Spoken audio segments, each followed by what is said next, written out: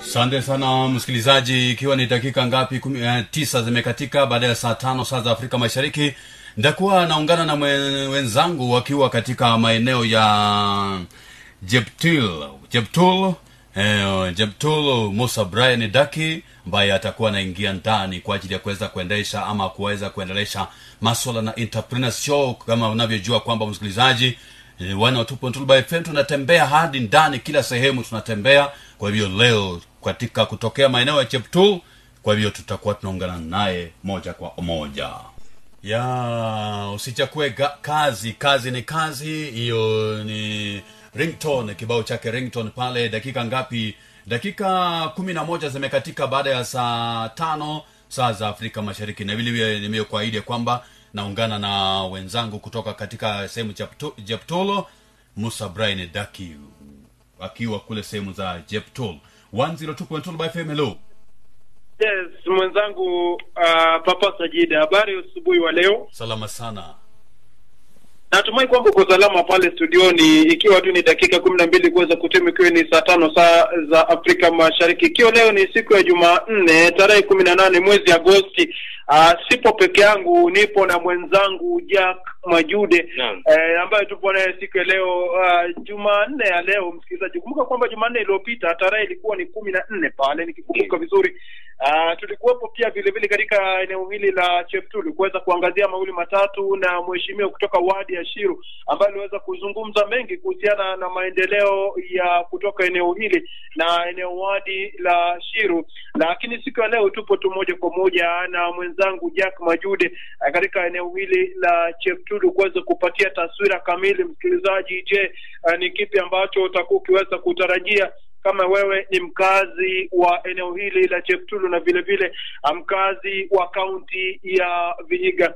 Na kama kawaida msikilizaji, jinsi ambavyo sisi huweza kuanzisha kipindi kikubwa cha kuweza kuangazia kaunti ya Vihiga, sisi huweza kwanza kuangazia mawili matatu kuhusiana na yale yanayofanyika kitaifa. Ni kwamba seneta wa Samburu Steve Lelegwe ameweza kuachiliwa Jumatatu usiku baada ya kuhojiwa na maafisa upelelezi katika kituo cha polisi cha Maralala. Msikilizaji, katika vyombo vya habari na vile vile kitaifa kumekuwa na mjadala mkubwa kuhusiana na maseneta watatu kuweza kutiwa mbaroni, na vile vile kuna wale ambao wameweza kuachiliwa, lakini bado ripoti kamili haijaweza kuwafikia vyombo vyetu vya habari kuweza kujua ni nani na nani ambao wameweza kuachiliwa moja kwa moja kutoka katika pale ambapo walikuwa wameweza kutiwa mbaroni. Lakini kitaswira tu ni kwamba ule mfumo wa bajeti bado haujapitishwa, na jinsi ambavyo uliweza kuona katika vyombo vya kijamii ni kwamba na maseneta mbalimbali wameweza kujitokeza wakisema kwamba hakutakuwepo na kongamano lingine au mkutano mwingine wa kuweza kujadili bajeti iwapo maseneta watatu ambao walikuwa wameweza kushikwa hawatoachiliwa na kuweza kufika katika bunge la seneti na kuweza vile vile kuwakilisha maoni yao kuhusiana na kubadilika kwa bajeti. Lakini kando na hayo msikilizaji, ni kwamba katika eneo hili la Jeptul kumekuwa na vitu kadha wa kadha ambazo zimeweza kufanyika moja kwa moja kutoka eneo hili. Na napozungumza haya msikilizaji, nazungumzia umoja ambao uliweza kutokana hapa, mkutano moja kwa moja na naibu gavana Patrick Saisi ambaye alikuwa katika eneo hili la Jeptul akiweza kuwasaidia wale ambao ni waendeshaji pikipiki kuweza kupokea pikipiki za kuweza kutumia katika biashara za kwao za kila siku. Na mwenzangu Jack Majude alikuwepo katika eneo hili na vile vile aliweza kupata kujua ni kipi ambacho kinakuendelea, ni watu wangapi ambao wameweza kufaidika swa na mpango mzima wa kuweza kusaidia vijana kuweza kuingia katika makundi ya moja kwa moja na kuweza kupata kuboreka zaidi na mpango mzima wa kuweza kuwasaidia vijana. Takumbuka kwamba hafla hii litaendeka moja kwa moja kwa ushirikiano pia na banki ya Equity Bank. So ukiweza kuangazia tawi la mji wa Mbale walikuwepo katika eneo hili wakiangazia tu mawili matatu jinsi ya kuweza kuinua hadhi ya vijana katika eneo hili. Na ni vyema msikilizaji niweze kukupa sauti ya naibu gavana Patrick Saisi akizungumzia tu swala zima la kuweza kuwasaidia vijana kuweza kuja kwa pamoja na kupokea mikopo ya kuweza kuwasaidia kuweza kupokea pikipiki hizi ili kwamba waweze kusaidiwa kuweza kuinua hadhi ya jamii.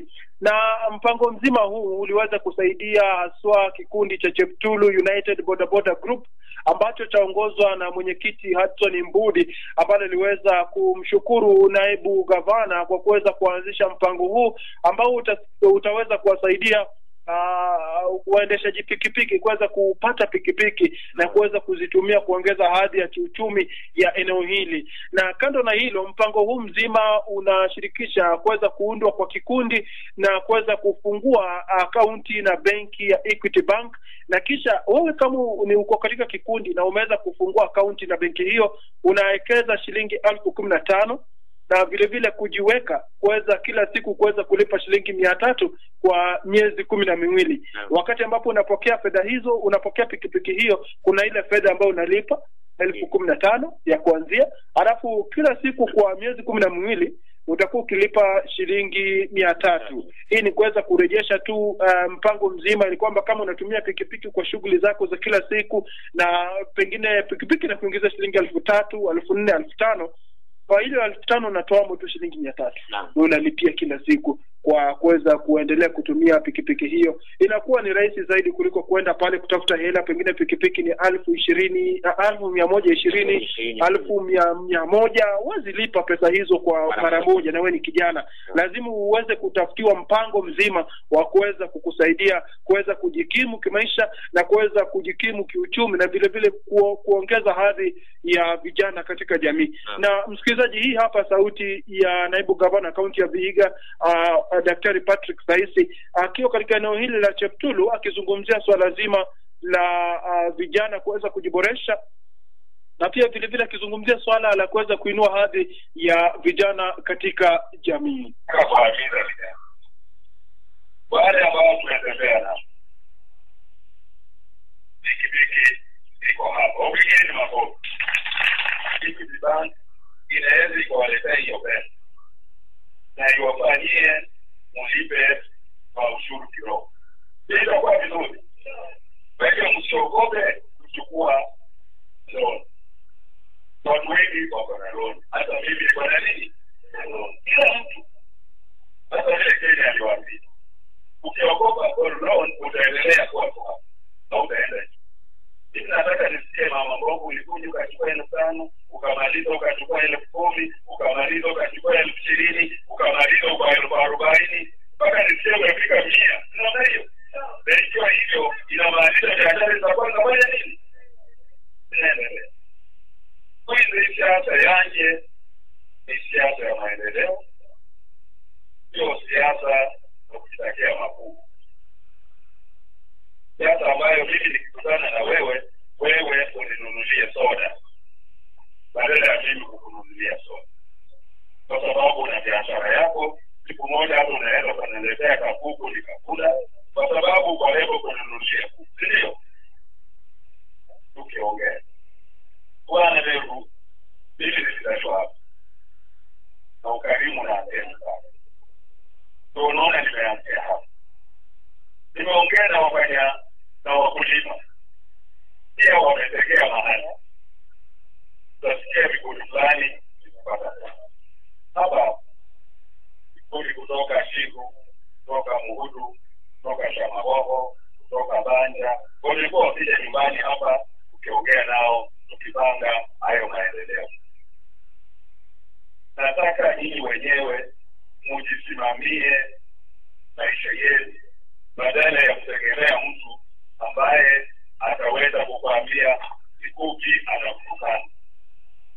Na muone wanasiasa basi ile siasa ile. Kama namna gani?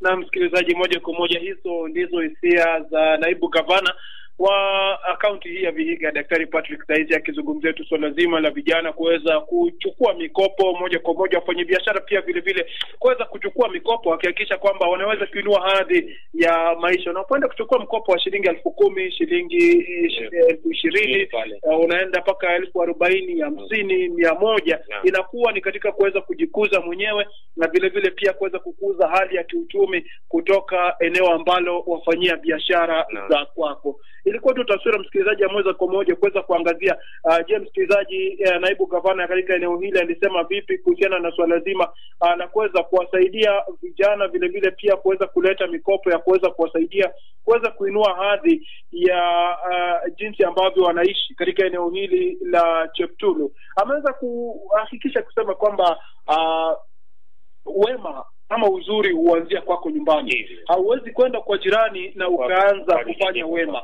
Lazima wema uanze na wewe ukiwa hapa nyumbani. Msikilizaji, itakuwa tukipata pumziko fupi, tukirejea basi msikilizaji itakuwa narejea na mengi zaidi kuweza kuangazia katika kaunti hii ya Vihiga ni kipi ambacho kimeweza kufanyika katika juma ambalo limepita, na kutoka wadi mbalimbali ni kipi ambacho kimekuwa kikiendelea. Mimi ni Musa Branidaki. Mimi Jack Majuba. Tutakuwa tukirejea baada ya kupata kibao kimoja cha Daudi Kabaka baada ya muda tu mfupi, alafu tutakuwa tukiendelea na mengi zaidi kuweza kujua ni kipi msikilizaji utakuwa kitarajia kutoka katika kaunti ya Vihiga na haswa katika serikali ya kaunti hii ya Vihiga. Kutoka eneo la Cheptulu, kaunti ikiwa ni ya Vihiga, eneo bunge la Hamisi. Msikilizaji, tamu zaidi kibao chake Daudi Kabaka. Daudi Kabaka, msichana mrembo, nilimpenda naye akanipenda. Mapenzi yalinoga. Mapenzi najua siku zile miaka 1940, 50, 60, 70, 80, 90. Njia ya kueleza mapenzi ilikuwa tofauti na sasa. Unajua sasa kuna mitandao, kuna ujio wa mitandao, kuna simu, kuna nini na nini, unaweza tuma message, unaweza Skype, unaweza chat, unaona, unaweza ingia WhatsApp, unaweza video call. Lakini wakati ule bana zile ilikuwa Jack, nikikuja kwenye nimeona dada yangu hivi na nataka nikume maneno kidogo. Naam. Nachukua kajiwe kadogo hivi. Alafu unakarusha kwa mabati. Na pima mahala fulani pale kwa dirisha ambapo alikuwa kikaa. Alafu unachukua kale kajiwe na rusha kule katika eneo hili. Kakigonga mara 2 anajua Musa amefika. Kigonga mara 1 anajua ni mtu anacheka. Yaani kulikuwa na mfumo fulani wa kuweza kuwasiliana tu. Kuweza kujuzana, mimi ni hivi na huyu ni hivi. Hata hii vitu yenye mtu sijui anakudanganya mtandaoni, anakufriza hapo kwa mtandao. Kitambo bana Jack kulikuwa kuna mahali fulani, mawe fulani tu unaenda unakaa. Anajua tu hii mawe yakifika tu pale. Fulani, unajua kulikuwa na masaa fulani ya kuangalia jua ikifika mahali fulani, unajua saa 6. Saa 6 ndio nifike mahali fulani. Halafu unajua kulikuwa na ishara mbalimbali. Hii hata nikikwambia utashangaa. Kulikuwa na miti fulani hivi, miti watu walikuwa wanakata. Hata hizi kulikuwa na miti fulani specific trees watu wanakata. Sasa mtu akienda akikaribia penye mawe iko naone hapo chini karibu na mawe, kabla ufikie mawe wenyewe penye ilikuwa nakutana. Hapo chini kulikuwa na matawi fulani. Mtu akiona hii matawi ya hii mti anajua basi huyo amefika. Ilikuwa fresh. Hapo mahali fulani. Yaani akiona tu anajua Musa amefika. Anajua Brian amefika. Akiona hiyo matawi hiyo anajua tu hapana. Hapa ni danger. Hapa nikaa na ngojewa na wazazi. Kulikuwa na njia fulani ya kuweza kueleza tu, kupitisha mawasiliano. Lakini siku za sasa hivi simu ndio inafanya maneno. Simu ndio kila kitu. Computer hapo pale kwa computer pale, hata uwezi haujui watoto siku hizo wamekuwa wajanja sana. Mtoto siku hizi ni mjanja, hata anakushinda na ujanja. Lugha zenye anatumia, ishara zenye mtoto anatumia, shenge zenye mtoto anatumia, paka unashangaa. Gani ile wakati ambapo inakuchukua kuweza kujua kumbe mtoto alikuwa anamaanisha hivi baada ya siku 2-3 ndio unajua kumbe mtoto alikuwa ni ndio mchezo ulikuwa ukifanyika. Lakini kitambo Jack kulikuwa na mfumo fulani, na unajua Jack kitambo kulikuwa kungojeana. Wacha hii ya mbio tu, siku 2-3 ushamaliza maneno. Kitambo Jack kulikuwa na kungojeana, ilikuwa umri fulani tu si kila mtu Jack. Ilikuwa ukifikia rika fulani kama kwa tiriki kuna rika fulani unafikia ndio unajulikana kama wewe sasa ni kijana, wewe ni mtu barabara. Si kulikuwa na mchezo mwingine ungefanya kama bado hujafika ile umri. Ukiangalia ule upande wa Maragoli kule, kulikuwa na ikifika msimu fulani ndio unajua sasa ukishamaliza huo msimu unajua uko sawa umefika. Kule Maragoli kuna mti fulani ulikuwa ukichongwa alafu unazungushwa kidogo unaunda mviringo. Umaipita zebra crossing, kuna black kuna white, white and black zebra crossing pale. So kwa hicho kijiti kuna pako hiyo rangi kama zebra. Kwa sasa kama ningetaka kukutana na wewe Jack Majude na nijue kwamba msimu huo wewe ni mtu kamili, ningeona kama umebeba hicho kijiti. Na hicho kijiti kilikuwa na umuhimu mkubwa sana. Ungepata tu mtu yoyote anatembea kama tungekuwa Jack imefika ni sisi sasa msimu yetu ni 2020 August. Ni sisi sasa ndio tumeingizwa kwa rika fulani. Tungeenda tutafute hizo miti. Hiyo ni kilikuwa kitu cha kwanza cha kufanya. Kabla ya shughuli zingine zote mnatafuta huo mti mnakaa nao. Mnaenda mnachongewa. Unachonga mwenyewe mzee na kuonyesha venye unachonga pole pole. Na unachongeka vizuri. Alafu huko mbele kulikuwa na kichuguu kikubwa hivi. Ilikuwa kama maana ile rungu ya Masai. Na inakaa hivyo, inakaa ile rungu ya Masai. Huko mbele ni kama rungu ya Masai alafu huko kwingine kumenyoroka kidogo. Na hii ni vitu kukumbuka tu. Kukumbuka yani tunakumbushana tu moja kwa moja. Kuna kwenda vitu kuhusiana na tamaduni na zile itikadi ambazo tulikuwa tukitumia pale kitambo kidogo. Lakini kitu ambacho kimefanya tukaweza kuingia kwa mada mzima hii yote ni kuhusiana na yale ambayo yanafanyika katika ukumbi wa soka ama kule nyanjani. Kuna baadhi ya wachezaji mashuhuri barabara ambapo ukiangalia kuanza kwao kulikuwa vizuri, lakini sasa kukaingilia vitu kidogo hivi katikati kidogo zikasambaratisha maneno, kafanya mambo hayakwenda sawa sawa.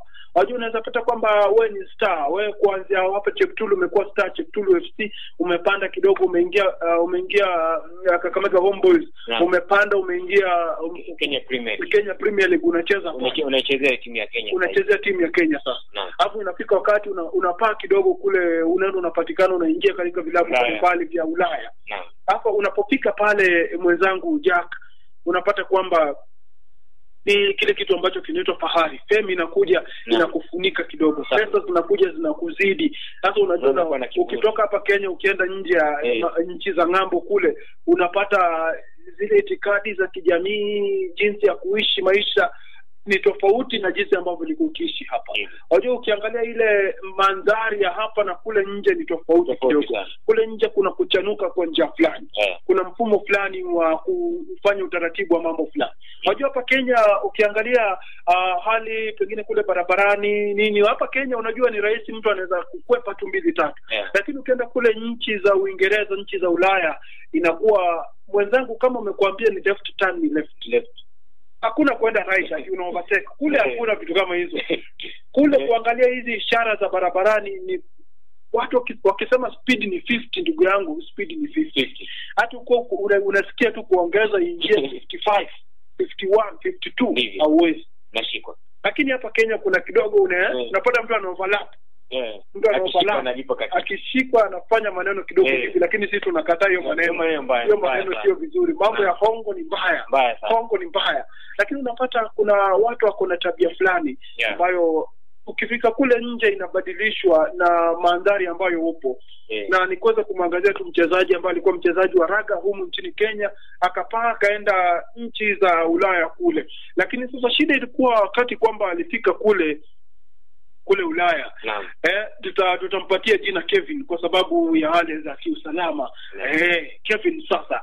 Kevin alikuwa mtu mashuhuri zaidi, alichezea nchi ya Afrika Kusini mwaka 2017, akaweza kujiunga na klabu ya Sharks Rugby Academy. Alafu vile vile pia akaenda kule katika taifa la New Zealand kati ya mwaka 2011 2013, na vile vile pia akaenda kucheza mfumo wa raga wa Amerika mwaka 2015 klabu ya Indianapolis Colts akichezea safu ya linebacker.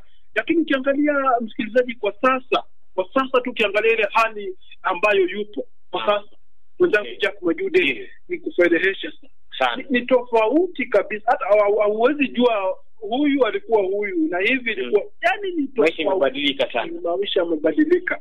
Kwa sababu gani? Ni kwa sababu ya kutojua jinsi ya kutumia hela, kutojua jinsi ya kujikimu, na vile vile kuweza kuangazia utumizi mbaya wa madawa ya kulevya. Madawa ya kulevya yamekuja yamemharibu ndugu yangu.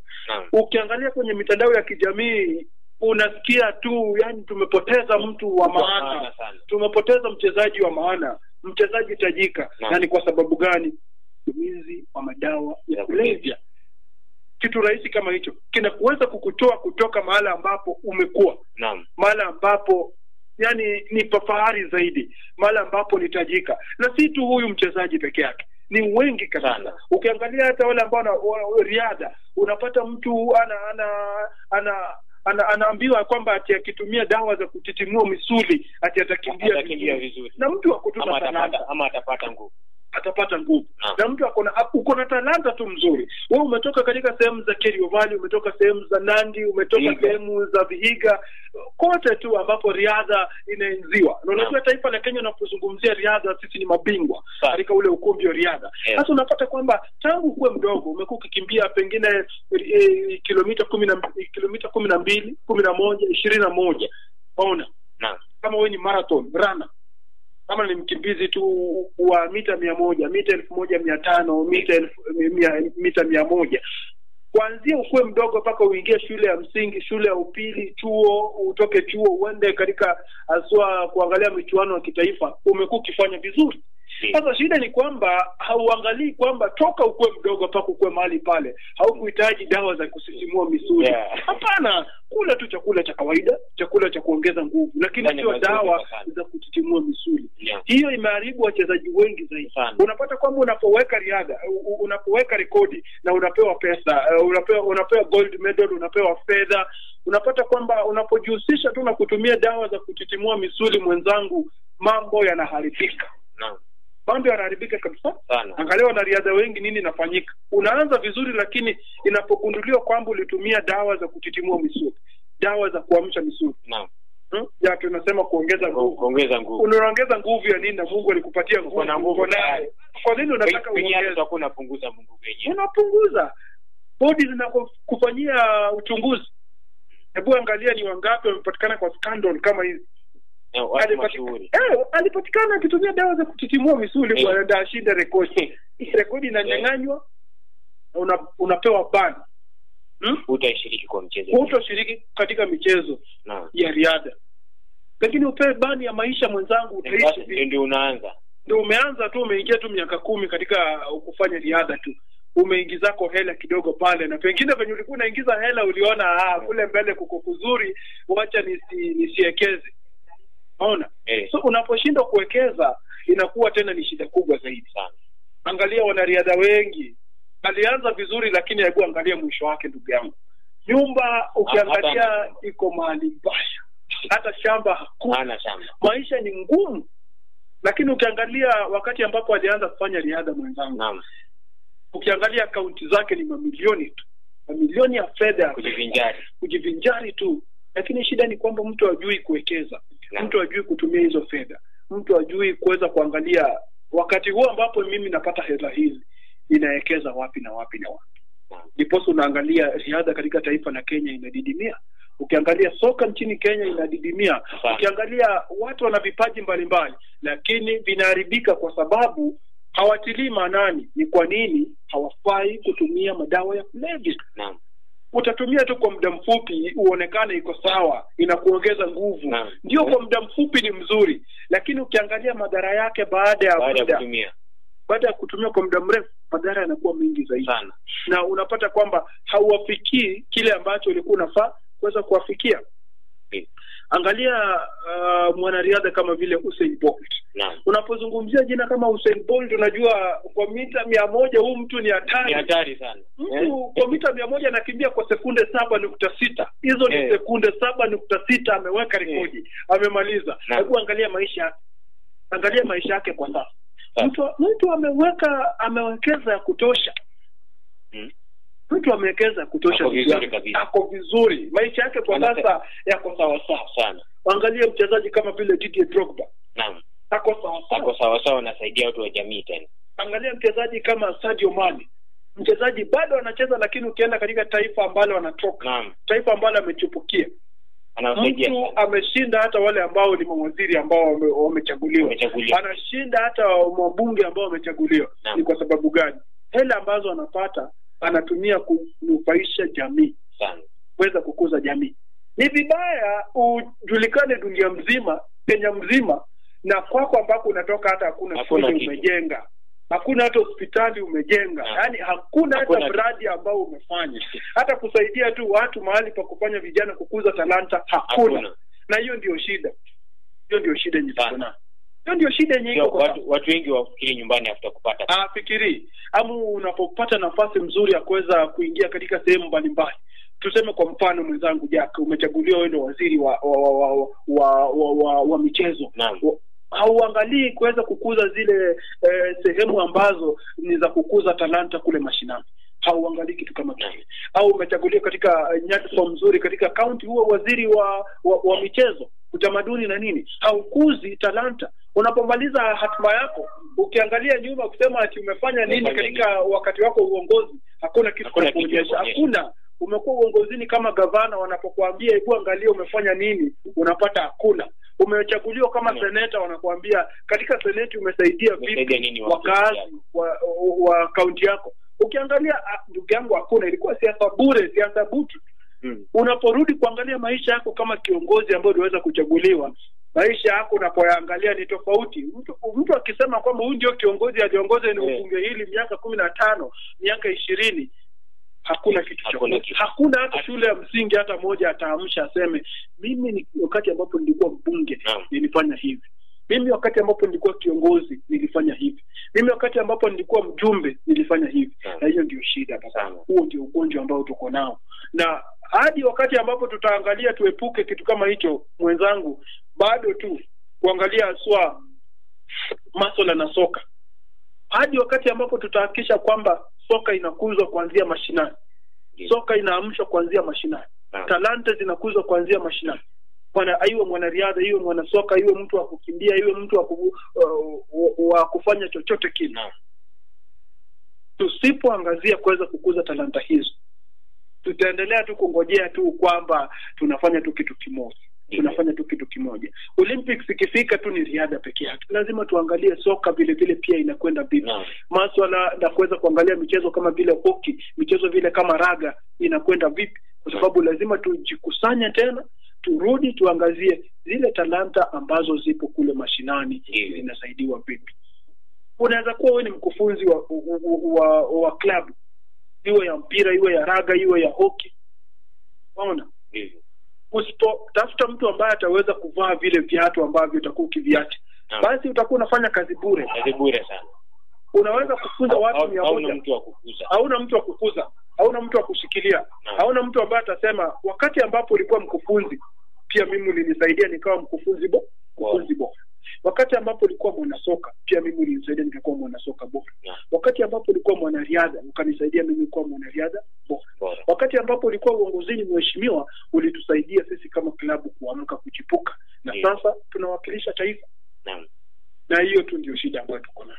Hadi wakati ambapo tutajirudia tuseme kwamba kama tunakuza soka tunaikuza kuanzia kule mashinani, tukipanda paka kitaifa. Hadi wakati ambapo tutaangalia tunakuza raga kuanzia mashinani paka kitaifa. Hadi wakati ambapo tutaangalia michezo mingine ya volleyball tunaikuza kuanzia kule chini paka juu, hatutaendelea.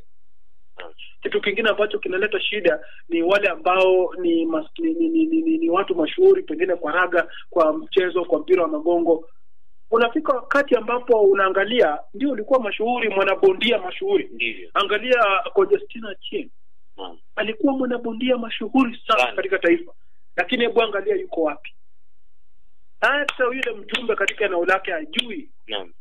Hamjui kabisa. Yaani hakujui. Na uko tu kwa eneo bunge lake lakini hajui hata Conjestina Achieng kwake ni wapi. Hajui hata alifanya nini. Tunapoacha watu kama hao, talanta zao zinakuisha.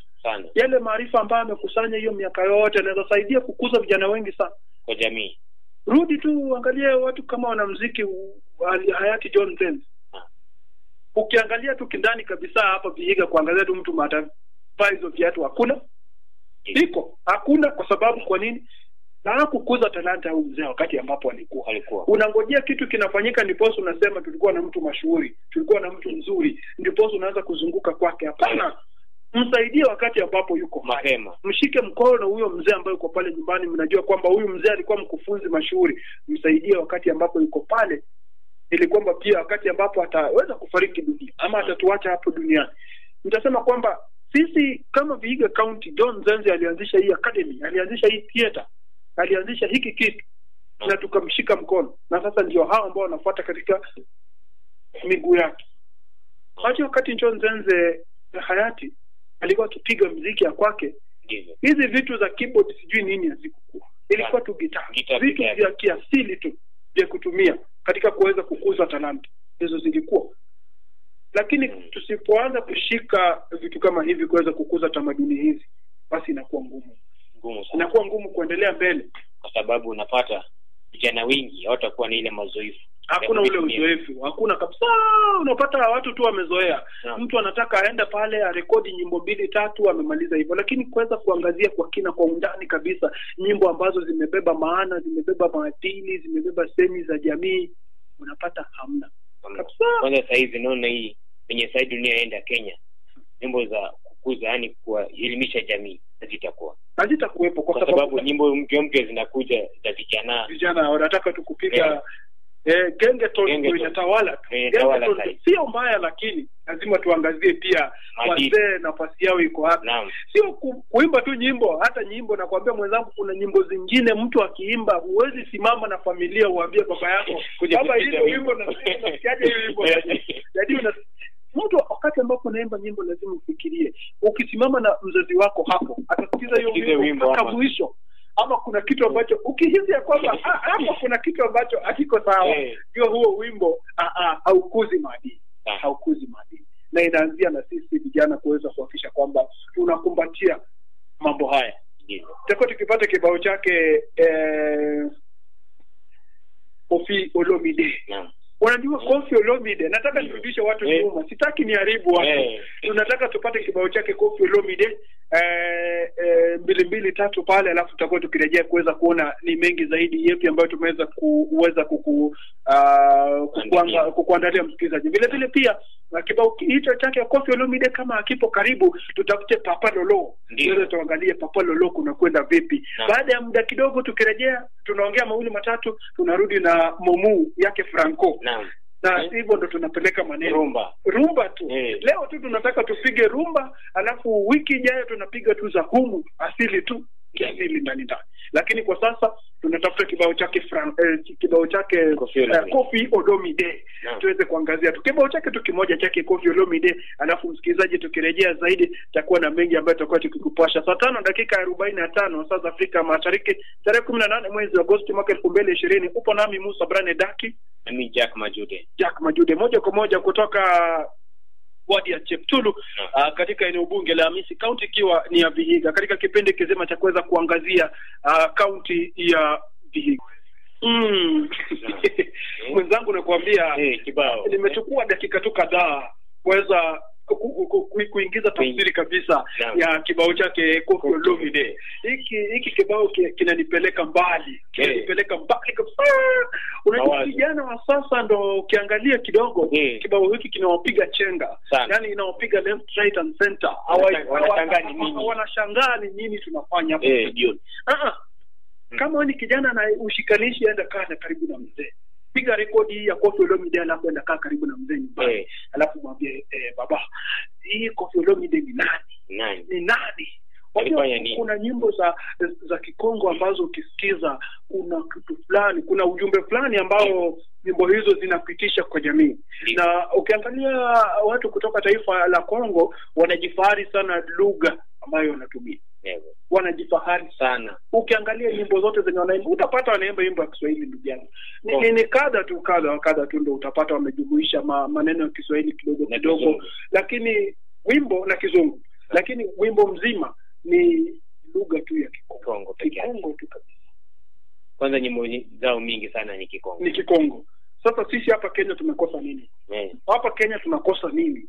Na nikisikiza nyimbo za Kikongo paka nahisi kwamba hapa Kenya tunakosa nini? Kama hao wanaweza imba nyimbo kama hizo na zisikike dunia mzima. Ndivyo. Nini hapa Kenya tuwezi fanya zisikike dunia mzima? Hata kama mtu asikii lugha yako bwana, atafanya mawili matatu kule mtandaoni apate tafsiri na aelewe. Hii wimbo hata kama ujui hizi wimbo za Kongo kuna kale kalazi na kusikia. Kuna kitu ndani. Kuna kitu fulani kinakuja alafu paka unahisi kwamba anasimua. Huyu ameguza mahali ambapo anafaa kuwa anaguza. Na nyimbo mingi waweza kuangazia kitu ambacho kinafanyika katika wakati huo na yaliyopita kidogo na yanayokuja. Unajua wimbo ambao unaangazia kitu ambacho kinafanyika katika mandhari hiyo na wakati ambapo unakuja na iliyopita. Yaani kitambo kulikuwa vipi na vile vile leo kunakaa vipi. Unaona? Hapo wimbo mwingine unaangazia leo na kesho ni vipi. Lakini nyimbo mingi ni za sekunde tu, yani kitu ambacho kinafanyika tu kwa muda mfupi alafu kitu hicho kikitoweka wimbo unaisha. Sasa hiyo ndio shida. Unaimba wimbo lakini ni wa masaa tu machache, muda mfupi tu. Muda mfupi kama kitu kimeanza kutokea tu dakika tu moja. Kitu kinakaa miezi miwili mitatu kimeshakwisha. Unapata ushatoa wimbo lakini kinakwisha na majira yenyewe. Lakini kuna zile nyimbo ambazo zinakaa muda mrefu zaidi. Zinasikika kwa muda mrefu. Napata kibao kinasikika hata baada ya miaka 20, baada ya yule mwanamuziki kufa. Amekaa miaka zaidi ya 20, miaka hizi 30, 50 lakini bado kibao kile kinasikika. Na usikiza mwenzangu Jack Majude, wakati ambapo tumekuwa tukizamia mzima swala hili la wanamuziki moja kwa moja, tumetoka kule katika mambo ya riadha tunaingia kwa mambo ya muziki. Tunaweza taka tuangalie muziki kuna kwenda vipi. Na ukiangalia muziki kuna tano mbalimbali za wanamuziki. Kuna ule mtu ambaye anaimba muziki wake ni personal. Personal, maisha yake yamepitia, so anaimba kuhusiana na maisha ambayo amepitia. Na kuna muziki mwingine ambao unaimbwa kwa ajili ya kile ambacho kinazunguka mandhari. Ni kitu ambacho kinafanyika katika jamii. Na kuna yule ambaye anaimba tu. Yani tu anapanga tu maneno bora maneno yameingiana alafu anatoa tu wimbo. Bora verse zimeingiana. Akisema hii anaingia kwa hii, anaingia kwa hii, anaingia kwa hii. Inakuwa tu ni mfumo fulani wa kuimba. Alafu ukiangalia kuna zile nyimbo za kidini na kuna zile nyimbo za dunia. Inafika pale, inavunjwa mara mbili. Kuna zile nyimbo za kidunia ni mingi zaidi. Na pia zile za kidini zinavunjwa vile vile. Kuna zile za secular gospel music. Kuna gospel music lakini kuna secular kidogo pale. Kuna kuingiza tu saa God sijui fulani, lakini ukiangalia tu mzima hii kidogo inakaribia lakini bado inakaribia lakini bado. Hapo kuna zile nyimbo za kidini kabisa kidini na nyimbo nyingi wimbo ndani ya kwaya. Na leo tunataka tuangazie mtu wakati ambapo anataka kuimba nyimbo za kwaya. Kama wimbo wa kwaya unapotungwa ni kitu kipi uangaziwa? Ni kitu kipi mtu uangalia? Ndivyo. Iwapo unataka kuimba nyimbo ya kwaya itaangazia nini na nini. Yaani vile viungo vya kuhakikisha kwamba wimbo umetoka. Na ni kwa nia gani wimbo wenyewe unatolewa? Kwa sababu huwezi enda kwaya na unataka huwezi ingia kwaya na unataka wimbo secular ni ngumu. Hawezi. Yaani haingii kidogo watu watashangaa. Hii kwaya ambayo unaimba hii kwaya ni gospel ama hii kwaya ni secular? Unasimamia upande gani? Lakini leo katika kipindi hiki tuko na mgeni ambaye amejajaa ndani ya studio zetu hapa katika eneo la Cheptulu na atakuwa kutufahamisha nyimbo za kwaya zinaimbwa vipi. Na unapozungumzia nyimbo za kwaya, kitu nyimbo ya kwaya kuna vitu kadhaa zinakuja kule akilini. Inaweza kuwa ni nyimbo za kwaya kutoka kanisa la Kikatoliki, kanisa la SDA, PAG, yani kuna huo mvunja. Ndivyo. Unaona? Lakini hii leo tunaangazia kanisa la Pentecostal Assemblies of God. Na mzima ni Mugambo PAG kutoka eneo la Seremu. Tunaangazia kulikwenda vipi mpaka wakatoa nyimbo za kwaya bwana. Na kuna nyimbo hizi zimeundwa kwa njia gani moja kwa moja. Na unajua ukiangalia nyimbo nyingi za kwaya ukiangalia kutafsiri tu si wazee vijana sana ambao husika katika utunzi wa nyimbo hizi. Mgeni wetu karibu sana. Asante sana. Habari ya asubuhi. Nzuri. Karibia tu kidogo katika studio yetu hapa katika eneo la Cheptulu. Moja kwa moja unasikika na Wakenya zaidi ya 20,000 wanakusikiza Kenya mzima. Na nikizungumzia dunia mzima ni wengi sana ambao wanatupata mtandao www.global.fm.co.ke, na ni vyema uweze kujitambulisha wewe ni nani na kujihusisha vipi na nyimbo za kuimba nyimbo za kwaya. Kidogo tu ili kwamba msikilizaji aweze kutambua. Je, pengine anakujua lakini kidogo anataka kusikia sauti hii. Nataka kuhakikisha ni nani. Naam. Asante sana. Majina yangu ni Lucas Andewa. Na nimezaliwa hapa Shibembe, sehemu ya Shamakoko, na mimi ni choir master wa Mungavo PAG choir. Ndio. Vizuri kabisa. Mungavo PAG choir. Ndio. Tuanzie tu pale juu. Mwanangu. Sijui nianze vipi kwa sababu ni mara ya kwanza kuona kwamba kanisa la PAG limetoa nyimbo za kwaya. Unajua kidogo nilikuwa nadhani ni pale kwa SDA Catholic kidogo, lakini nimesikia ni PAG. Kulikwenda vipi? Kwanza nakaa kumekuwa na mabadiliko mengi sana katika upande huo. Kumekuwa na mabadiliko sababu Mungu anatembea kila mahali. Mungu anatembea kila mahali, na katika hali ya nyimbo ni mguso. Unaguzwa na unatunga nyimbo. Unapotunga nyimbo unahusisha kikundi cha watu katika pale kanisani. Kwa hivyo katika hali hiyo unaweza kuhubiri katika nyimbo, unaweza kuhubiri katika kila wakati na kila injili ifikie kila mtu. Kwa hivyo pale Mungavo ni kwaya ambayo imeimba kwa muda wa miaka fulani, na hii ni sanduri yao ya kwanza kuenda katika studio na kutoa.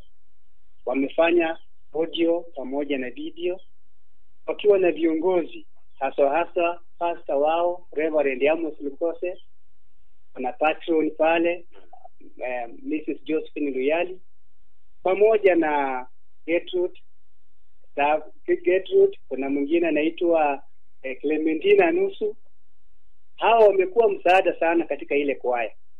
Bila kumsahau MCA wetu pia ambaye ni Douglas Bero, alisimama pamoja nasi wakati tulienda kutoa hii santuri ya kwanza. Kwa hivyo imekuwa ni changamoto kwetu ya kwamba kwaya pia zikuzwe. Kwaya hizi zikuzwe ili pia zifikie katika hali ya kueneza injili katika ulimwengu. Pale Mungavo tuna wale watu ambao wamesimama na kwaya. Na kwaya hii ya Mungavo inapendwa sehemu hii yote. Inapendwa sana kwa sababu ya muziki ambao Mungu ameweka katika hawa kuhubiri injili kwa mataifa. Mungavo PAG ni kwaya ambayo imeanza miaka 7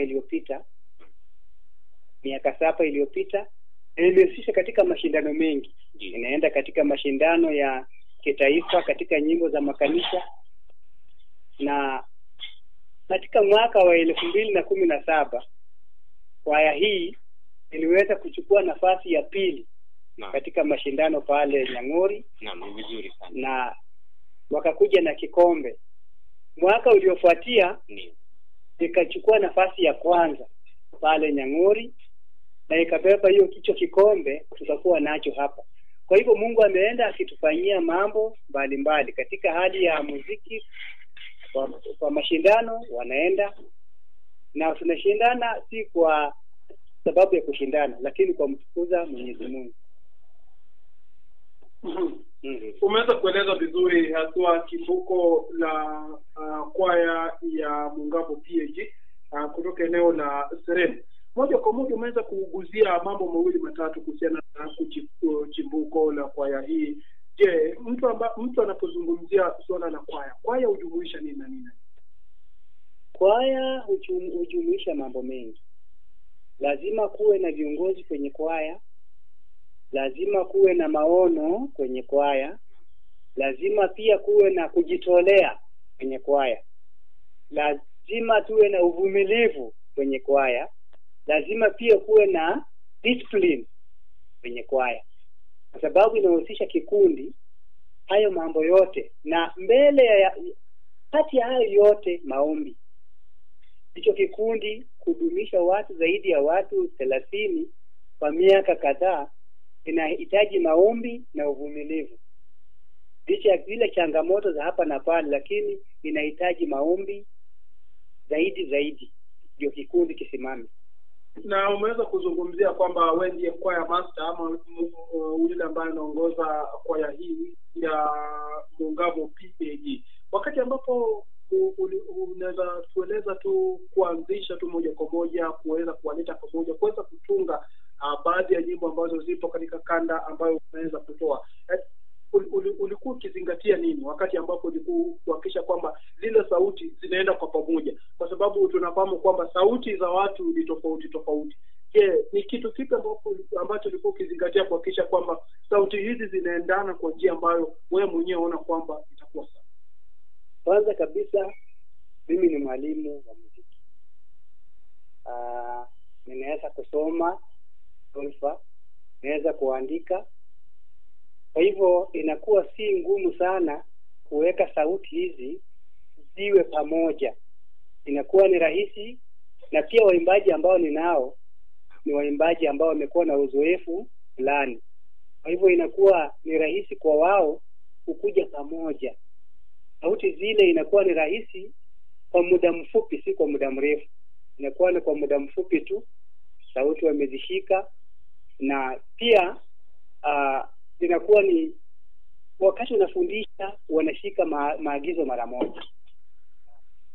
Umeweza kueleza vizuri sana Soa kuzungumzia swala zima kwamba wewe ni mwalimu wa muziki. Turudi nyuma kidogo kabla ya kuweza kuangazia kwaya hii ya Mungamo PAG. Muziki unahusu nini? Ni nini ambacho ukiangalia kweli unahisi kwamba huu ndio muziki ama hii ndio muziki? Muziki ni wito. Muziki ni wito kutoka ndani. Lazima kuwe na ile foundation katika maisha yako. Lazima kuwe na mwito, na pia uwe na yule mtu emulate, yule mtu ambaye ulimulate, ambaye alikukuza, na vile ulisikia ile mwito katika muziki. Kwa hivyo zaidi tunaweka maombi mbele. Wakati unataka kutunga wimbo, ule mwito wako unaomba kwamba message ikifika kule nje itawaguza wengi. Ndio kwa sababu muziki unapoingia ndani yako unakuja tu, si kitu cha kulazimisha. Umeweza kueleza vizuri nini ndio muziki ama muziki unahusu nini. Moja kwa moja tutaweza kuangazia swala la ni viungo vipi ambavyo uliweza kujumuisha kuweza kuja na kanda ambayo ni sawa. Katika kwaya lazima sauti ziwe safi. Wimbo ambao unatunga uwe safi. Maneno ya ule wimbo yaende sambamba. Kisha message, ile ujumbe ni wa muhimu sana. Umetoka wapi? Na unaenda kuguza watu kwa njia gani? Haswa nilizingatia sana tuseme wanafunzi wa shule. Unapata wimbo zingine za street zinaimbwa, lakini mtoto akiwa katika shule CRE unamuuliza swala hili, tuambie hili swala, ama tuseme pengine Yona alifanya nini, alikuwa anatoka wapi? Hawezi akakwambia kwa sababu hajaweko katika msingi ya Biblia. Kwa hivyo wakati mimi natunga nyimbo, naenda katika Biblia, nasoma.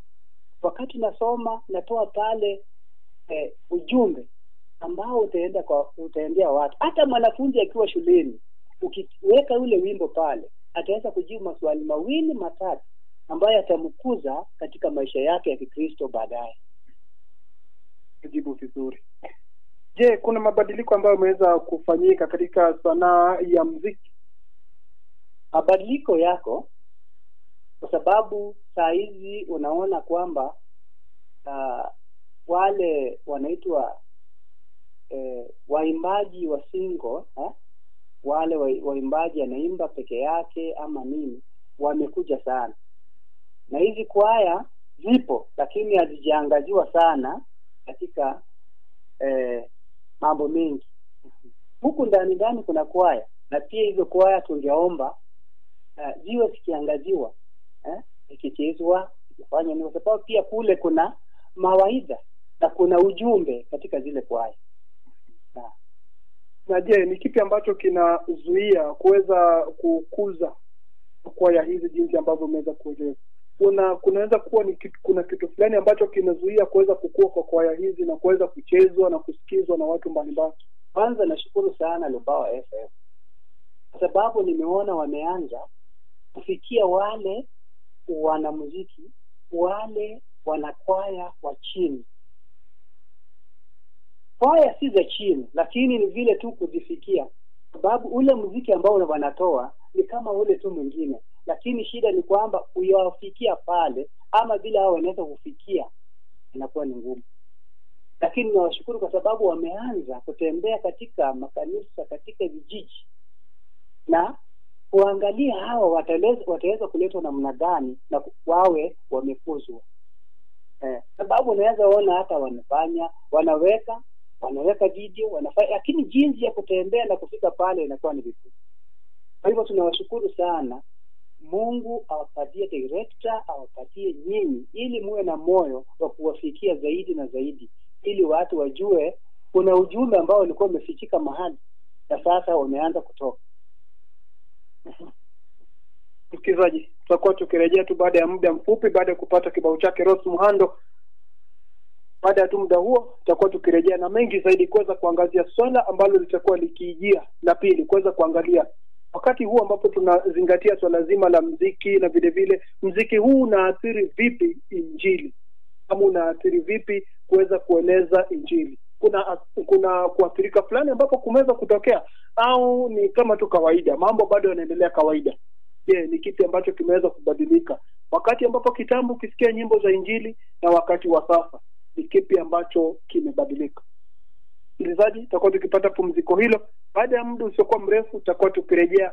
Sipo peke yangu, nipo na mwanamuziki ambaye anaongoza kwaya ya Mungabo PAG, Bwana Ndeo, pamoja na mwenzangu Jack Majude katika upande wa pili, tukiangazia tu swala nzima la wanamuziki, hasa tukiangazia ule muziki wa kwaya. Ni kipi ambacho kinabadilika, na basi msikilizaji, ni kipi ambacho wafaa kuangazia?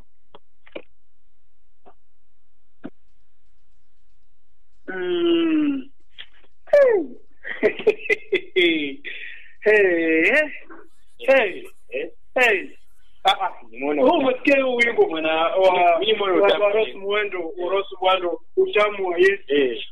Rudishia tu, wacha watu wa digital saa hizi sasa, wachana nao.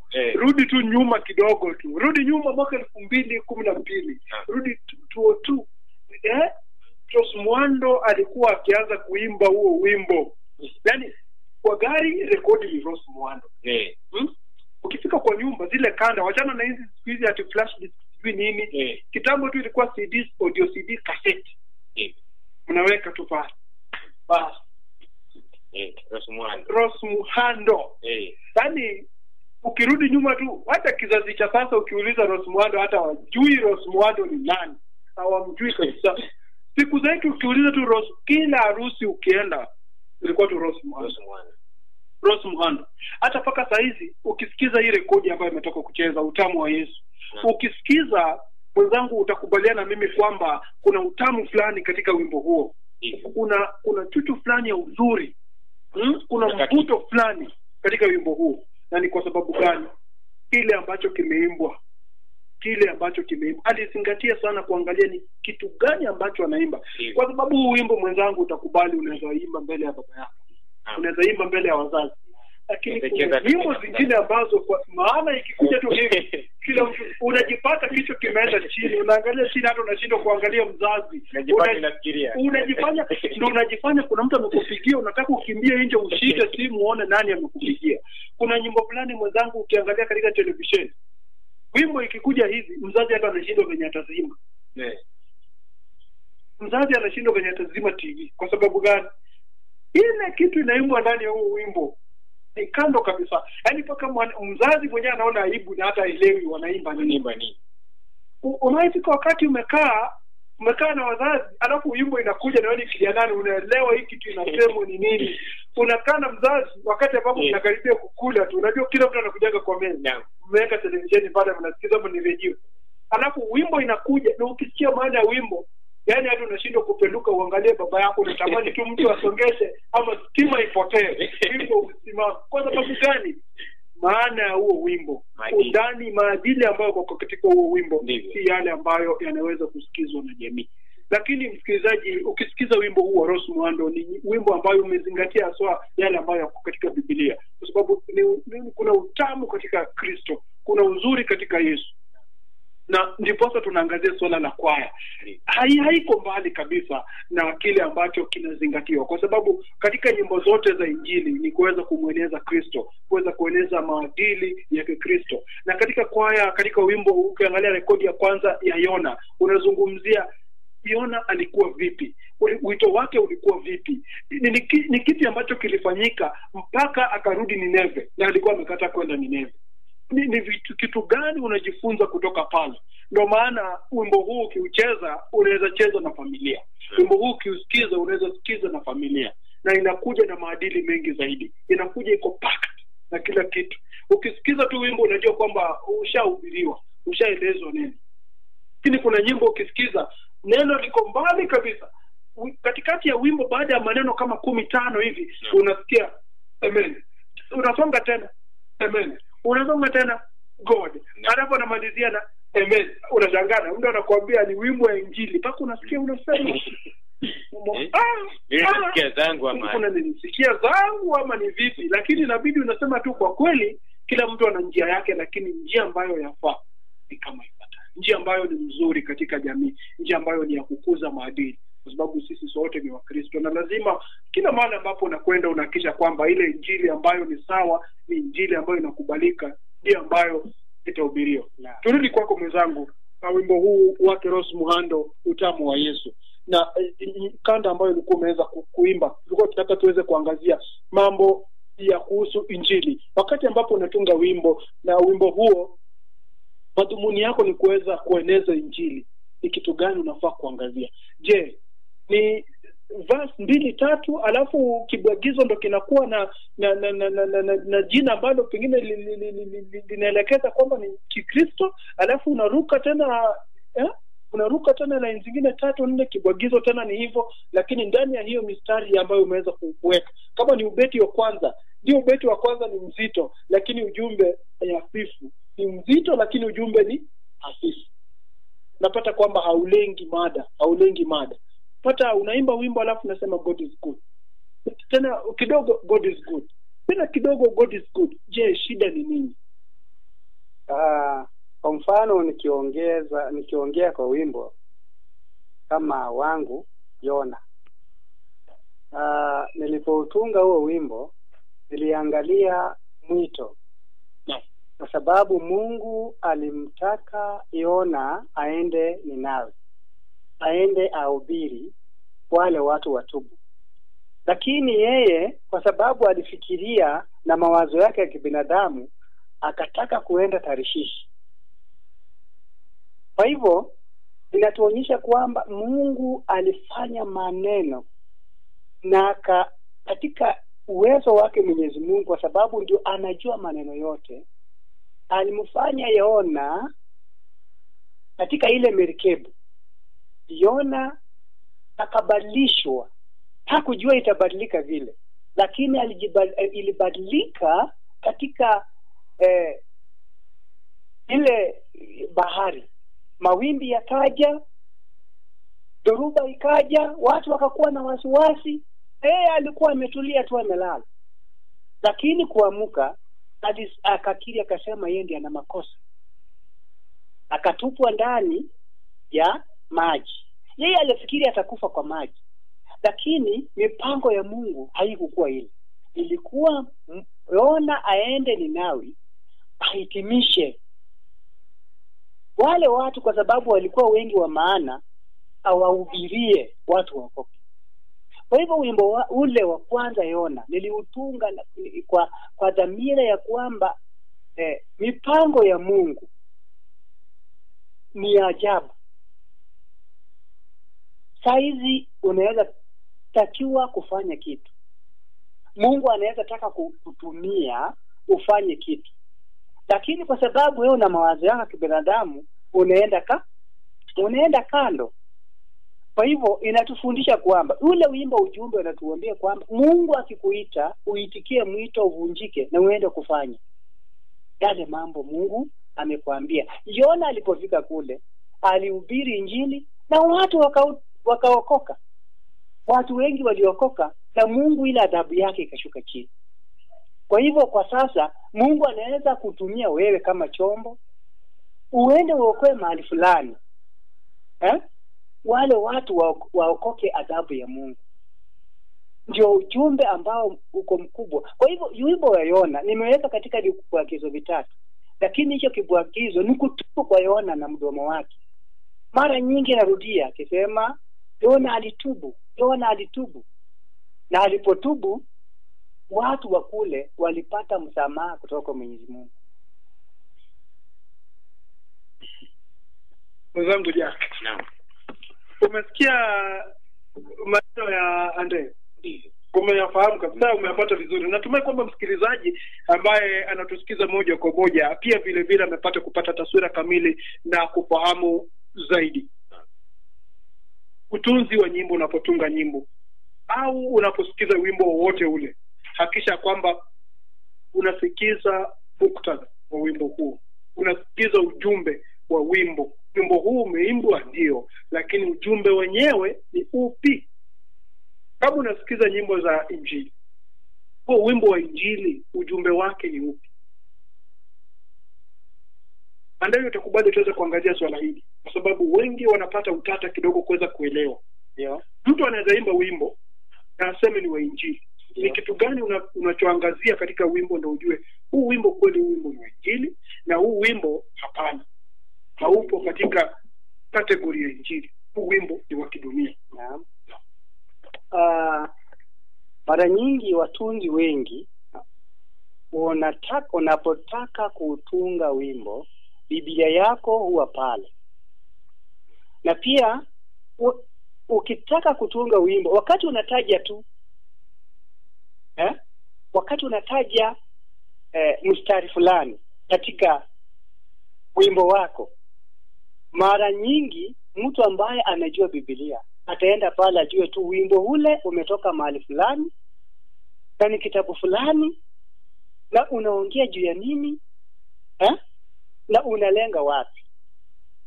Kwa hivyo mara nyingi wimbo unapotunga unachukua Biblia, unapochukua Biblia yako ukishaomba, wimbo unakuja kwa sisi watunzi.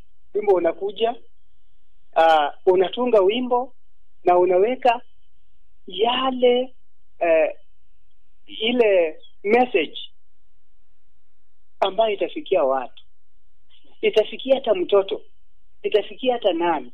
Akisikia ile wimbo anajua tu hii wimbo inaongea juu ya kitu fulani na itanifaa namna gani katika maisha yangu. Kwa hivyo wimbo hautungwi tu ukisimama pale unaanza kusimama kwa jio unaanza kutunga, hapana.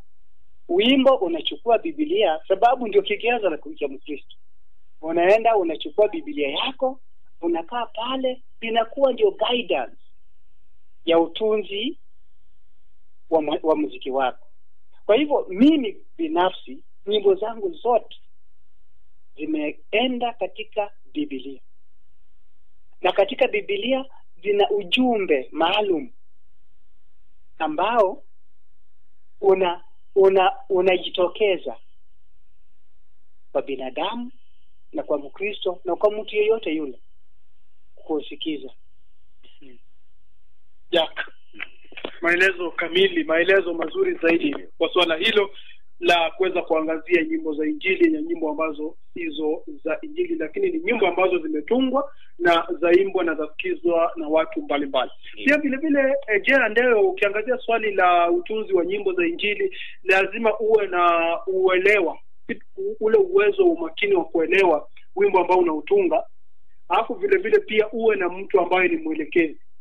Kuwa na mwelekezi katika utunzi wa nyimbo zako unasaidia. Mtu wa kukuelekeza unapotunga wimbo au kimbii tu kwenda kutoa. Unakuwa na mtu ambaye anausikiza kwanza, anauelewa, kisha anakueleza kwamba hapa hivi na hivi ni hivi na hivi na hivi ni hivi. Ndio.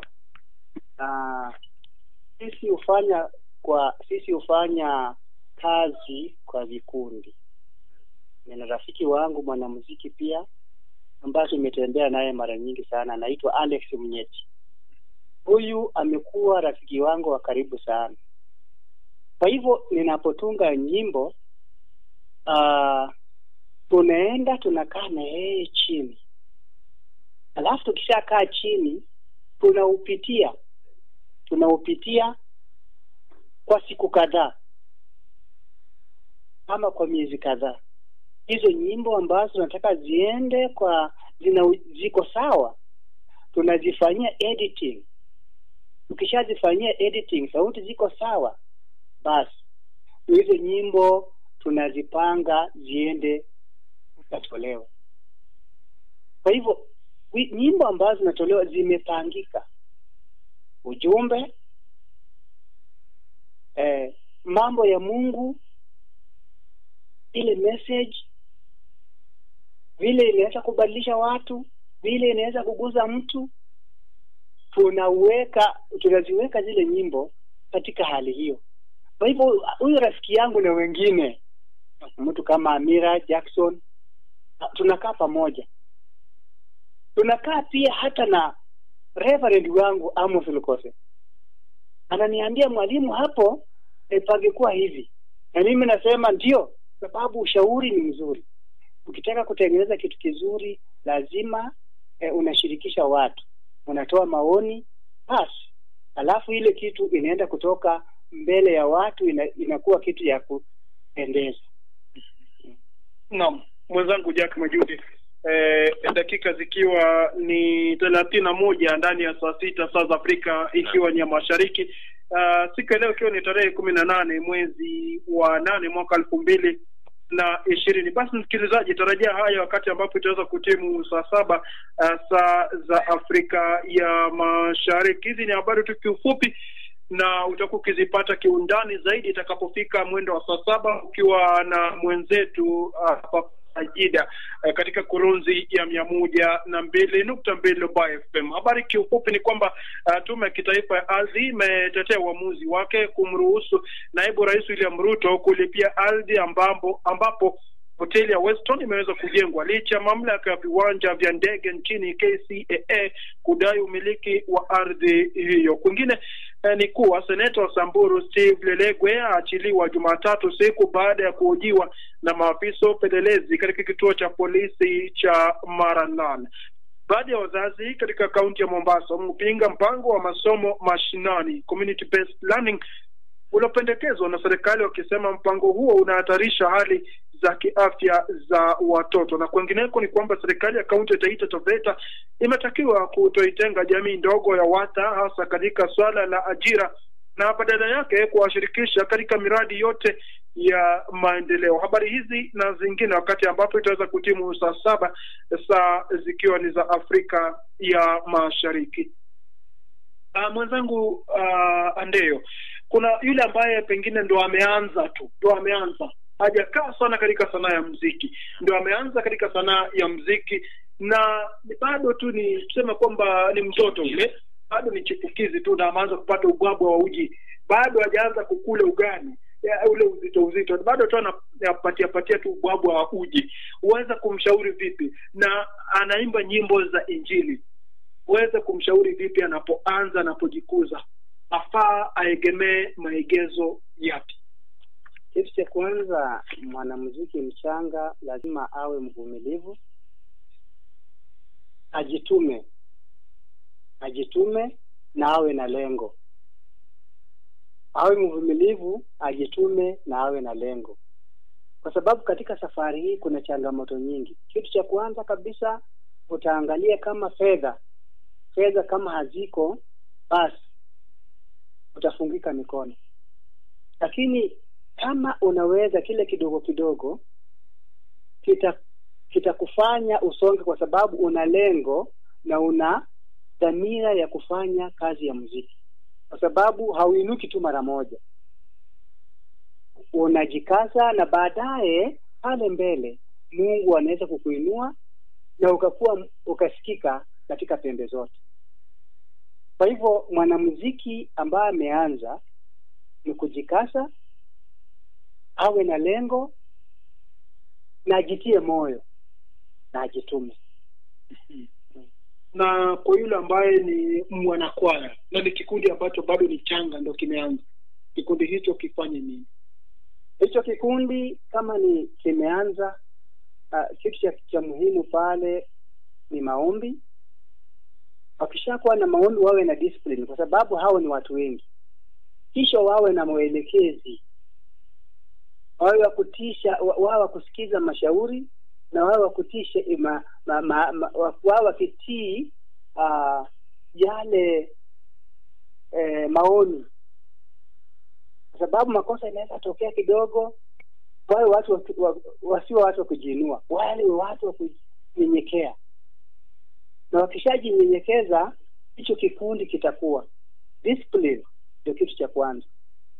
Alafu wale watu wanaosimamia watafuta watu 2 3, haswa kanisani.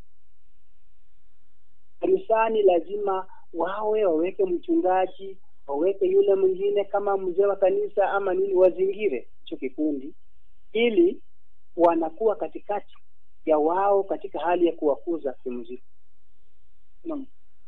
Kwa yule ambaye ni msikilizaji na angeweza kuwasiliana nawe moja kwa moja, kuweza kupata kanda zako, kuweza kupata kusaidiwa, kuweza kutunga wimbo wa injili, wimbo wowote ule, anaweza kukupata kwa njia ipi?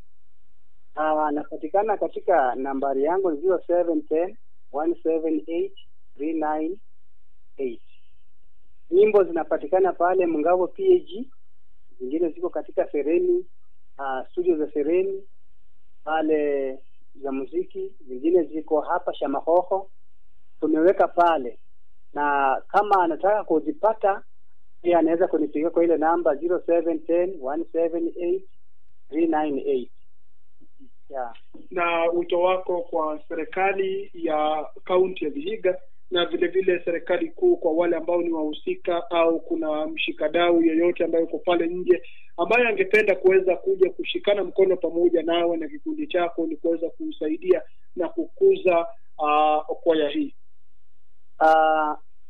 Wito wetu kwa serikali, tunawaomba tu watambue vipaji ambavyo viko katika makanisa. Kuna serikali ambayo imetoa kiwango fulani cha fedha. Ni vizuri wangekuwa wanakuja kutembelea makanisa, wanaangalia. Wakishawaangalia, wanawainua katika hadi, kwa sababu fedha ndio changamoto. Wakiwa wanawapatia tu hata kiasi kidogo, hao wenyewe watajua watajiendeleza namna gani. Kwa hivyo wito wa serikali kuu pamoja na serikali zetu za gatuzi ni kwamba watushike mikono. Wakishashika wasanii pamoja na kwaya haswa, watainua vikundi vya kwaya ili afikie malengo katika kueneza injili. Lengo kuu ni kueneza injili. Naam, kabla ya kuweza kutamatisha mahojiano haya ya moja kwa moja, mwenzangu Jack Majude, je, kuna swali kabla ya kuweza kutamatisha mahojiano haya? Hapana, mimi nimeridhika. Naam, pengine tu swali inaweza kuwa nalo ni kuwa changamoto hizi pia wanakumbana nazo. Naam, tukimalizia tuje kama kuna changamoto 2 3 hivi. Naam. Changamoto ya kwanza vile nimesema maneno ya fedha. Changamoto ya pili ni ile discipline, na pia changamoto ya tatu ni ile kubadilika. Unakuwa na waimbaji wazuri, unapata wameenda mahali, wanatoka wanaenda mahali. Kwa hivyo hizo ndio changamoto tunapata katika hali ya uimbaji. Yani unakupeza, alafu unakuwa na waimbaji ambao pengine ni wa kutegemea, ama pengine kuna wahisani ambao mlikuwa nao wajiondoa kidogo, kunakuwa ni shida kidogo. Kama unataka kuendelea lazima tena uanze upya. Naam, kumalizia tu mahojiano haya, wazo lako ama himizo lako kwa wanajamii kijumla ni lipi? Himizo langu ni kwamba katika hali ya sasa tumeona kuna magonjwa yametoka kama corona. Tusichukulie kama ni mzaha. Tufuate maagizo ya serikali. Tunawe mikono, tusanitize, tuweke ile social distance. Alafu tuombe Mungu. Janga hili Mungu atatuondolea. Asante sana kwa kuweza kuzungumza nasi moja kwa moja katika kipindi hiki cha kuweza kuangazia kaunti ya Vihiga. Natumai kwamba msikilizaji ameweza kukusikiza vizuri. Kama kuna mshikadau kutoka sehemu yoyote ile ameweza kupata kusikia moja kwa moja, na vile vile atakuwa kiwasiliana nasi ili kwamba pia tuwasiliane nawe, tuone jinsi ambavyo tutaweza kuafikia kuweza kukusaidia na kuweza kukuza moja kwa moja kikundi chako, na vile vile pia kuendeleza maono ambayo upo nayo kama kikundi. Naam. Asante sana msikilizaji. Ni dakika tu msikilizaji zimeweza kutimu zikiwa ni 40 ndani ya saa 6 saa za Afrika ya Mashariki, nikiwa na mwenzangu Jack Majude moja kwa moja kutoka eneo la Cheptulu, wadi ya Cheptulu, na moja kwa moja kutoka wadi ya Shiru, kutoka eneo la Cheptulu, katika eneo bunge la Hamisi, kaunti ikiwa ni ya Vihiga. Hatuna budi ila kuweza kupata kupumzika kidogo, tuweze kupata kopo la maji, lakini tukirejea tarejea na mengi. Natumai kwamba kule katika upande wa pili mambo mazuri yanatayarishwa katika kuweza kuangazia habari ambayo itaweza kutimu mwendo wa saa 7 saa zikiwa za Afrika ya Mashariki. Vile vile pia msikilizaji, wakati ambapo pia sisi tunapata kopo la maji, pata kuburudika na kibao chake Rose Muhando, Ibariki Kenya. Asante sana mwenzangu ukiwa katika upande wa pili wa studio, na msikilizaji wetu wa 102.2 Lubao FM. Na msikilizaji, moja kwa moja kibao chake Rose Muhando, Ibarikiwe Kenya. Pia ni vizuri tubariki taifa la Kenya. Unajua ni poa kuwa na fahari na taifa lako na kujivunia bwana taifa la Kenya, kujivunia kuwa Mkenya. Na kuna waimbaji mbalimbali ambao wameweza kutoa kanda mbalimbali. Ukimwangalia Garden Angel pia ameweza kutoa kanda kama hii. Ukimwangalia Rose Muhando ametoa kanda ya Ibariki Kenya. Ni kuweza tu kujivunia taifa letu la Kenya. Dakika zikiwa ni 47 ndani ya saa 6 saa za Afrika ikiwa ni ya Mashariki. Sipo peke yangu, nipo naye Jack Majude moja kwa moja kutoka eneo hili la Cheptulu, wadi ya Shiru, na bunge la Hamisi, kaunti ikiwa ni ya Vihiga, moja kwa moja katika kuweza kuangazia tu masuala mbalimbali. Na tumeweza kuwa tukiangazia swala la wanamuziki, na vile vile pia kuzamia mzima swala la wanakwaya. Je, kwaya imebadilika kinjia ipi? Na vile vile pia kuangazia injili huku mashinani kuna kwenda vipi. Na tumekuwa tukiangazia kwaya ya Mungavo PAG, kwaya kutoka eneo la Serem, na wanakanda ambayo inaitwa Watazamia. Kanda hii msikilizaji ina zaidi ya rekodi 9. Rekodi ya kwanza ikiwa ni Yona, ya pili Kazaliwa Yesu, ya tatu ni Maneno ya Mungu, ya 4 Yesu anakuja. Kanda ya 5 ni Haya Njooni, Yona Kasikia Mwito, Makuhani na Twawatazamia, ikiwa kanda ya 7. Moja kwa moja kanda hii waweza kuipata katika eneo la Mungavo PAG pale Serem. Ukienda pale utaweza kupata kanda hii. Ukija hapa Cheptulu pia vile vile utapata kuweza kupokea kanda hii moja kwa moja, na ukiwa katika eneo la Shamakoko pia utaweza kupata kanda hii moja kwa moja. Na iwapo msikilizaji ungependa kuwasiliana na wakuu wa kikundi hiki ama kwaya hii, aweza kupiga nambari kwa 0710178398 au kwa nambari 0794 1111299 au kwa nambari 0727279391. Waweza kuwasiliana na kikundi hiki kupitia nambari 0710178398 au 0729111299 au 0727279391, na utakuwa unafika mahali pakubwa zaidi kuweza kushirikiana na kikundi hiki, kuweza kuwasaidia, kuweza kukuza aswa moja kwa moja maazimio ya kikundi hiki. Kama wewe ni muhisani, wewe ni msikilizaji, ungependa kupata kanda zao na kuweza kusikia je, kikundi hiki kinafanya masuala yepi, kuweza kufika saa 7 ni dakika ngapi? Dakika 11 kuweza kufika saa 7 saa za Afrika Mashariki, wakati ambapo tutakuwa tukipokea kurunzi ya 102.2 basi kutoka kwa mwenzetu Papa Sajida akiwa kule studioni katika upande wa pili. Japo umeweza kuona kuna mabadiliko mengi katika sanaa ya kimuziki na vile vile pia sanaa ya kimuziki. Unapozungumzia swala hili unapata kuna zile nyimbo za injili, nyimbo za humu tu duniani, kidunia tu, zinaangazia masuala mbalimbali. Secular music inaangazia tu masuala mbalimbali. Inaweza kuwa swala la mapenzi, inaweza kuwa swala la mafunzo, inaweza kuwa swala la kuangazia uovu katika jamii, mambo mbalimbali. Na pia kuna zile nyimbo za injili ambazo zinaangazia kuweza kukuza injili, kuweza kueneza maadili. Na ni vyema msikilizaji ambao unatusikiza moja kwa moja, kama unahisia kuhusiana na mahojiano haya moja kwa moja, waweza kutuma hisia hizo kwa arafa yetu fupi ya 21061 ukianza na neno Lubai FM kama neno moja. Na vile vile pia msikilizaji, kama una swali lolote lile au hisia zozote au mchango wote ule, waweza kupiga simu kwa nambari 0733252820. Kama upo katika kaunti ya Kakamega msikilizaji, katika kaunti hii ya Vihiga utakuwa ukipata nambari hizo kutoka kwa mwenzetu Papa Sajida moja kwa moja. Dakika ambazo zimebaki 11:10 tuweze kuangalia msikilizaji anasema vipi kuhusiana na kanda hizi, kuhusiana na rekodi hizi, kuhusiana na nyimbo za injili. Je, hisia zako kuhusiana na swala zima la nyimbo za kwaya ni zipi? Kama una hisia, basi itakuwa vyema kuweza kutupigia simu kwa 0733252820.